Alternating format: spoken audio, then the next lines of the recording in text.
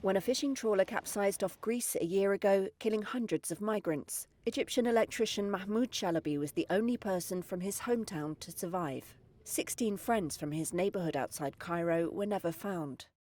A year on, no independent investigation has been completed into the Coast Guard's role, and no one has been held accountable. The Egyptian's relatives call him daily for news he can't give them, says Shalabi, who is seeking asylum in Athens.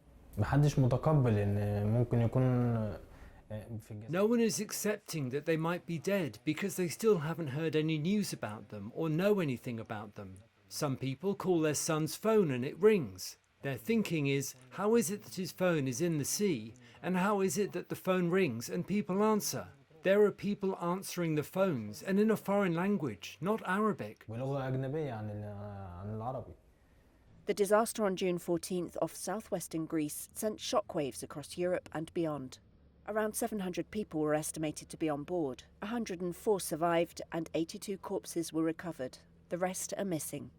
Survivors say the authorities caused the boat to capsize when they tried to tow it, but authorities say the boat refused assistance. Greece's Coast Guard was monitoring the migrant ship, and though the ship sent out distress signals, took many hours to respond. It was one of the worst recorded boat disasters in the Mediterranean, and it raised questions about the European Union's tactics to stem the flow of migrants from Africa and the Middle East. Eleni Spathana, a lawyer representing dozens of survivors, called the sinking a crime that resulted from increasingly tough deterrent measures.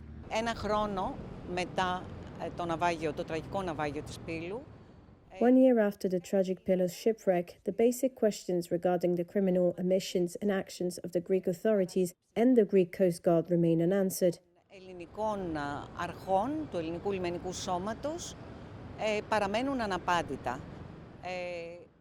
Serious omissions and actions referring to the violation of all the regulations of international law and the national law regarding rescue at sea.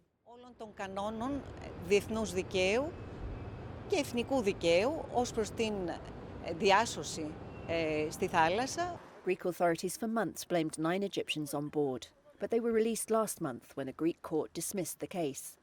The focus of investigations is now likely to fall on the Coast Guard, legal experts said. The Coast Guard declined to comment. Shalabi says the relatives need answers. It's their right. The least is that they put their minds to rest and inform them of all the information. But right now, they've left them, not knowing whether they are among the deceased or whether they are imprisoned. They don't know anything about them at all. This is not just or humane. That's what I think. I think it's about humanity. Families are being tortured every day, not knowing anything about their son or their brother or their father.